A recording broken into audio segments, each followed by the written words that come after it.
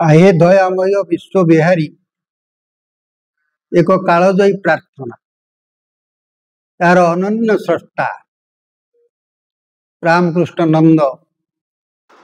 विशिष्ट शिशु साहित्यिक जो प्रार्थना की गांधीजी ओडिशा गस्त समय भद्रखरे सांध्यकालीन सभारे जड़े ओडिया गान करिबा परे गांधीजी आश्रम भजनावली रे स्थानित करने को चाहिए गांधीजी को आश्रम भजनावली रे स्थानित होइछि। विजय रामकृष्ण नंद उत्कल प्रसंगर तत्कालीन संपादक गुरु कल्याण महापात्र को साक्षात्कार जहाँ कही एवं ता प्रजातंत्र में प्रकाशित होइथिला। से कही ये प्रार्थना मोर एक भावावेगर प्रार्थना, ये कविता मोर एक अंतरात्मार कविता। आज विद्यालय मानकरे जो प्रार्थना बोला जाउछि आहे दयामय विश्व बिहारी ताहा जड़े संसारी मनीष को आध्यात्मिकता दार नहीं धन जन जौवन ठारू दूरे रही निजे किभली आध्यात्मिकतार परिपुष्ट हेब ये हूँ से प्रार्थनार अंतर्वाणी। किंतु आज सांसद मुना खां से पद को कदर्थ करी जो भाव में मंतव्य प्रदान करिथंती ता निश्चित भाव में पूज्य पूजा प्रति एक चपेटाघात। राजनैतिक व्याख्या एवं राजनैतिक पृष्ठभूमि अलग कथा, किंतु पूज्य पूजा साहित्य एवं आमर आध्यात्मिक परिमंडल यह हूँ अलग कथा। एक स्पर्धित उच्चारण भाव में बुझेबा को जाई से जो भाव में प्रार्थना को कदर्थ कले ताज निश्चित भाव में समस्त रामकृष्ण प्रेमी एवं प्रार्थनार अंतस्वर को जो माने भल भाव में बुझीचंती सेमानक प्रति निश्चित भाव में एक क्षोभर विषय अंतरात्मा आलोडित तो हुए एवं एक मनगणा कथा एक काल्पनिक कथा कहू कहू कही देइछंती जे तांको स्त्री सहित झगड़ा है से प्रार्थना लिखी। आज मुना खां को पचरा जाओ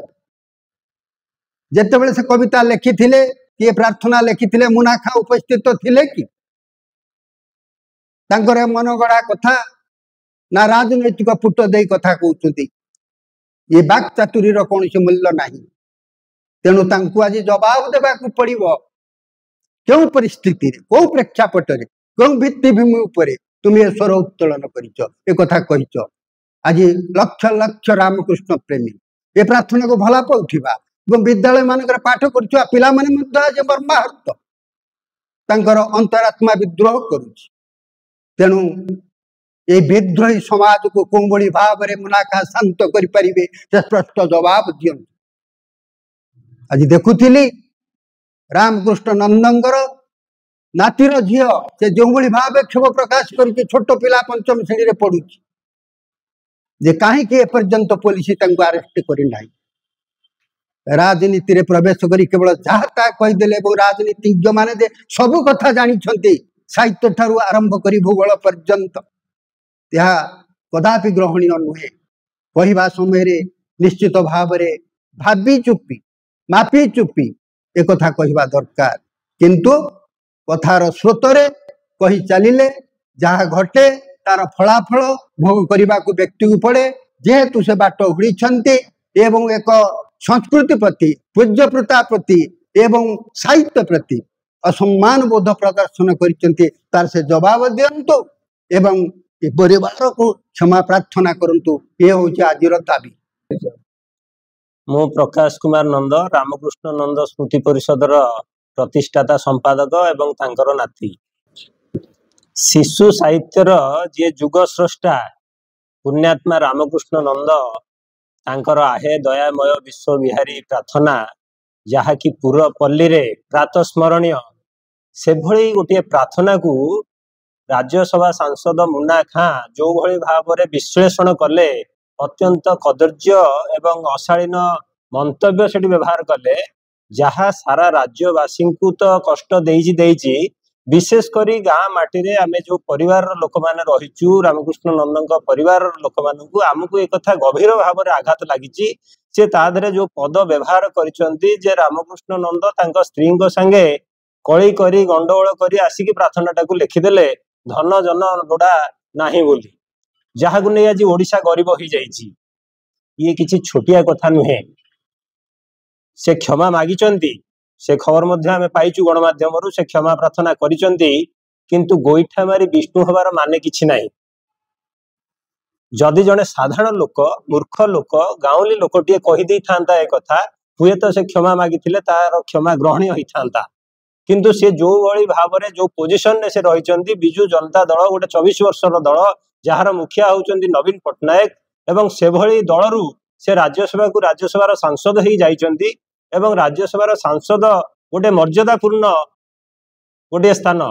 गोटे पदवी एवं सी जो भली भाव में नवरंगपुर मंडई सांस्कृतिक उत्सव रे रामकृष्ण नंदन प्रार्थना को से कदर्थ कले ताहा गभीर भाव में आमको मर्माहत करिछि दुख देइछि खाली मु नुहे मो परिवार समस्ते जी भी बंधु बांधव आमर साई भाई सब रही राज्य रे देश रे एवं देश विदेश रे जो माने रही समस्त फोन आसुची जे से किभली एमती कहि पारले तेणु आज जो सांबादिक सम्मेलन टी आमे डाकिचु से सांबादिक सम्मेलन मुख्य उद्देश्य हला तेणु तांको राज्यसभा पदरु बहिष्कार करा जाऊ तांकर मुखिया जी रही विरोधी दल नेता विजु जनता दल सभापति मान्यवर नवीन पट्टनायक तांका प्रति आमर यथेष्ट सम्मान रही स्वच्छता उपर आमर यथेष्ट सम्मान रही तेणु आमे तांका निकट रे दाबी करुचु आपण मानक माध्यम रे गणमाध्यम आमे दाबी करुचु तांकु से मर्यादापूर्ण पदवी तुरंत बहिष्कार करा जाऊ एवं तांकु गिरफ करा जाऊ खाली क्षमा मागिदेले हबो नहीं से जो भली ढंगर क्षमा मागिले जे मु पिला दिनर प्रार्थनाटा को विश्लेषण करथिली तुमे विश्लेषण करिया पे किए तुमको से अधिकार देला किए तमर शिक्षागत योग्यता कौन तमे साहित्य विषय कौन जानिच स्वामी स्त्री झगड़ारू संतान उत्पत्ति हुए स्वामी स्त्री झगड़ारू छाड़पत्र हुए किंतु साहित्य और कविता सृष्टि हुए प्रेमरू भल पाइबारू से कथा मुन्ना खां बुझी पारले नहीं तांकु केवल जन धन कथाटा धन अर्थ कथाटा मन पड़गला जे अर्थ रोजगार पंथा साहित्य अर्थ सर्वस्व नुहे सारस्वत साधना ही साहित्य 1933 मसीहा सेतबळे मुन्ना खां जन्म होई नथिले तांका बापा जन्म होइथिले कि नहीं बोधवे आमे संदेह रे अछु 1933 मसीहा जेतबळे बारीपदा सरकारी उच्च विद्यालय रे शिक्षक भावे कार्यरत थिले रामकृष्ण नंद सेतबळे एक ब्राह्मण मुहूर्त रे भावावेग होई लेखिथिले एई प्रार्थनाटी को आहे दयामय विश्व बिहारी जदि मुन्ना खां जानि नाहंती ताले से रामकृष्ण नंदन जीवन तरंग पढ़ंतु रामकृष्ण नंदन सृष्टि को पढ़ंतु आज भी हजार हजार विद्यालय रे ओडिशा रे आपण सरकारी कहतु इंग्राजी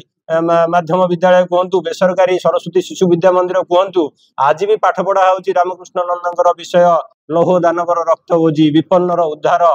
विभिन्न कविता झुमका काव्य संकलन अनेक कविता आज पाठ्यक्रम स्थान पाई हजार हजार लक्ष लक्ष छात्र छात्री पाठ पढ़ुं शिक्षक मैंने पाठ पढ़ाऊँ जड़े जुगस्रष्टा शिशु साहित्यर जो कथा सन्त कवि भीम बोई कही प्राणी तो दुख अप्रमित देखु देखु कि सहु मो जीवन पछे नरके पड़ी थाऊ जगत उद्धारे हो जो कथा गोपबंधु दास कहले देशर स्वराज पथे जेते गाढ़ पुरुत हिपरी मोर मांस हाड़ से कथा को अनुभव करथिले गांधीजी से थिले अनुप्रेरित से थिले गोपबंधु अनुप्रेरित से थिले रामकृष्ण परमहंस द्वारा आश्रित तांकर आदर्श को माध्यम करी से बाट चली से सत्यवादी वन विद्यालय छात्र थिले से स्वाधीनता संग्रामी से ठीक कहते धन जन लोड़ा नहीं से स्वाधीनता संग्रामी होई गिरफ होई मध्य जेतबेले सरकार तरफ प्रस्ताव आसीथिला से मना करथिले मु देश पई जेल जाइछि किंतु मु अर्थ नेबी नहीं से स्वाधीनता संग्रामी रो अर्थ ग्रहण करनथिले जदि ए कथा जानि नाहंती ताले मुन्ना खां से तर्जमा करंतु तांको पढ़ंतु जानंतु जानिबार आवश्यकता रही मुन्ना खां खाली मुन्ना खां नुहे समस्त राजनैतिक स्रष्टा जो माने राजनीति रे रहिचंदी से माने हमर पूर्व पुरुष आमर पूर्व सूरी आमर साहित्यिक लेखक ସେମାନଙ୍କୁ ଜାଣିବାର ଆବଶ୍ୟକତା ରହିଛି। नहीं सर कहीं मुनाफा सस्ता राजनीति कहीं कर तो साहित्य कथा अच्छी लोक मन में अच्छी समस्ते पढ़ी मुनाफा सस्ता राजनीति कर उद्देश्य अच्छी निश्चित रूपे गोटे सांस्कृतिक अनुष्ठान से दिन तो रामकृष्ण नंदकर जयंती नथिला कि श्राद्ध उत्सव नथिला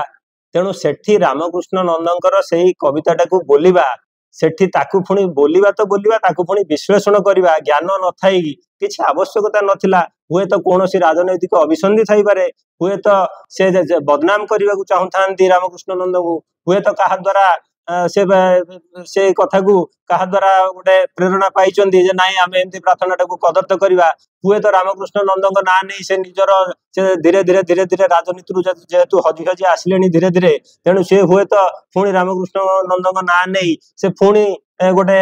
ना नवा चाहूँगी गोटे विवादीय परिस्थिति सृष्टि हेले पुणी मीडिया रे चर्चा हेब तेणु होई पारे अंतर्निहित कथा जहाँ भी हो आज सांबादिक सम्मेलन में खाली क्षमा मागिदेले से हम ना आम खबर पाइचु गणमाध्यम जानवा पाइचु से क्षमा मागिचंती किंतु गोईठा है विष्णु हबार कौन कारण ना ये घटना आज ना ओलटपुर थाना रामकृष्ण नंद स्मृति परिषद पक्षरु परिवार पक्षरु ना लिखित अभियोग करा जो भावावेग को से आघात देइचंदी आमको जो मानसिक जंत्रणा देइचंदी जो धर्मीय भावना प्रति से खेलना भली खेली तेणु तांको नाम रे आज ओलटपुर थाना रे एतला दिया जिवो एवं गतकाली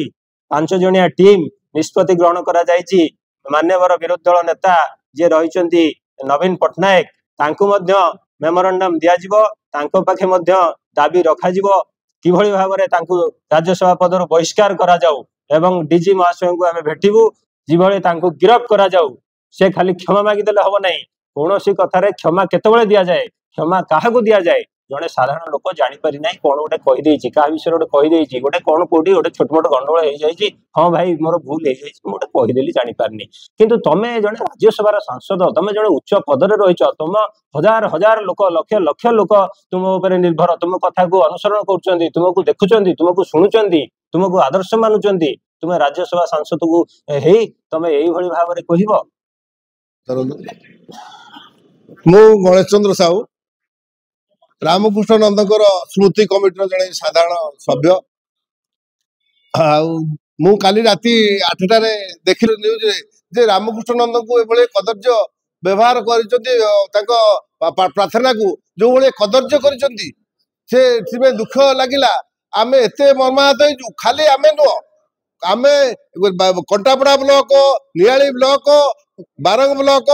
आहारी सारा राज्य रे छात्र छात्री माने असंति जे से प्रार्थना मु पिला बळे से प्रार्थना आहे दयामय विश्व बिहारी ज्ञान दयामय मोर गुआरी सेतरे तळ धाडी जोडी लेखा बढ़िया मध्ये अछि सत कहिबा को किया डरिबी सत कहि पछे मले मरिबी मोते एते की सिखाओ स्वाई हे मोर धन जन लोड़ा नाई साई की डाकी साई हेले भगवान मोर धन जन लोड़ा नाही मते एते की सिखाओ तो मत शुभ बुद्धि पर शिखा मत भल बाट पर देखाओ तुम चरण मोर भक्ति दियो विपद साहस ए कथा कह माने भगवान को प्रार्थना करने पिला माने शिक्षा ये कौन मुना शिक्षा लाभ कले सी जाइए राज्यसभा को सांसद होकर दल कथा कहतु ये कवि कथार मुंड पड़ेगा कवि मान को कदर्य करा कवि मान को तात्सल्य करा कलाकार मान तात्सल्य करा कवि माने महापुरुषों प्रतिमूर्ति तात्सल्य करा ये आम शुणुचु कल भूल मागिचंती ये भूल मागिले चलिबो नहीं मु कहूची मु से दलर जन सभ्य हेकरी मध्ये कहूची जे से जे पर्यंत आसी रामकृष्ण बाहरी काटपड़ा ब्लॉक बाहरी रामकृष्ण नंद प्रतिमूर्ति पाखे क्षमा प्रार्थना करछंती केबे हेले आमे छाड़ीबुनी आमे जेमिति हेले आज आंदोलन करिवु थाना रे लिखित अभियोग कराइछि एवं जीवु माननीय आमर सभापति नवीन पट्टनायक एवं विरोधी दल नेता को भेटू काली 5 जणिया टीम निष्पत्ति पद्मनाथ शतपथी आम सभापति अच्छा स्मृति कमिटी सभापति नेतृत्व में आम भेटू मान्यवर नवीन पट्टनायक ये शिक्षा देते এইটা এটা ଆ ଦ୍ୱାରା ଏ ଭାଇଚାରା ନଷ୍ଟ ହଉଛି, ଆମର ଜାତି ପ୍ରଥା ନଷ୍ଟ ହଉଛି। ଆଜି ଦଙ୍ଗା ସୃଷ୍ଟି ହେଇଛି ଭଦ୍ରକରେ ଏ ଛୋଟିଆ ଛୋଟିଆ କଥାରେ। ଏଭଳି ଲୋକଙ୍କୁ କ୍ଷମା ଦିଅନ୍ତୁ, ନିବୃତ୍ତ ରଖନ୍ତୁ, ଆଉ ଜୀବନରେ କେବେ ଏଭଳି ଭୁଲ କରିବେନି। ଆସିକି ଏଠି କ୍ଷମା ମାଗିଲେ ଆମେ ଶାନ୍ତି ହବୁ, ନହେଲେ ଆମ ଯୋଉ ଆତ୍ମାକୁ ବାଧା ଲାଗିଛି କଣ୍ଟାବଡ଼ା ବ୍ଲକ ନୁହଁ, ଆମ ହୃଦୟରେ ଯୋଉ କ୍ଷତ ହେଇଛି ସେ କ୍ଷତ ଶୁଖିବନି। ରାମକୃଷ୍ଣ ନନ୍ଦଙ୍କୁ ଟିଭିରେ କଣ କହିଲେ ମତେ କ୍ଷମା କରିଦେ, ଗୋଇଠା ମାରିବ ବିଷ୍ଣୁ ହବ। ଆସିକି ରାମକୃଷ୍ଣ ନନ୍ଦଙ୍କ ପାଖରେ କ୍ଷମା ପ୍ରାର୍ଥନା କଲେ ଯାଇକି ଶାନ୍ତି ହବ, ସେ ଆଶୀର୍ବାଦ କରିବେ। ସେ ଉପରେ ଥାଇକି ମଧ୍ୟ ତାକୁ ଯଦି ସନ୍ତୁଷ୍ଟ ହେବେ ତାହେଲେ ଆମେ ସନ୍ତୁଷ୍ଟ ହବୁ, ନହେଲେ ସନ୍ତୁଷ୍ଟ ହବାର ପ୍ରଶ୍ନ ଉଠୁନି। ଯେ ଲଢେଇ ଚାଲିବ ସୂର୍ଯ୍ୟ ଚନ୍ଦ୍ର ଥିବା ପର୍ଯ୍ୟନ୍ତ ଏ ଲଢେଇ ଚାଲିବ। ରାମକୃଷ୍ଣ ନନ୍ଦ ଆଜି 33 ବର୍ଷର ଇଏ ଯୋଉ ରାମକୃଷ୍ଣ ନନ୍ଦ କବିତା 100 ବର୍ଷର, 100 ବର୍ଷ ହେଲା ଏ ପାଠ ପଢା ହଉଛି। ଆୟତ ବିଶ୍ୱବିହାରୀ ସବୁ ସ୍କୁଲରେ ମୁଁ ପିଲାବେଳେ ପଢିଛି, ଏବେ ମୋ ନାତି ନାତୁଣୀ ମଧ୍ୟ ପଢୁଛନ୍ତି। ତେଣୁ ଏ ଅକ୍ଷଣୀୟ ଅପରାଧ କୋଟି କୋଟି ଓଡିଆଙ୍କ ମନରେ ଆଘାତ ଦେଇଛନ୍ତି। ଏ ଆଘାତଟାକୁ କେବଳ ଦୂର ହବ ତାଙ୍କ ପାଖରେ ଆଜି କ୍ଷମା ପ୍ରାର୍ଥନା କରନ୍ତୁ।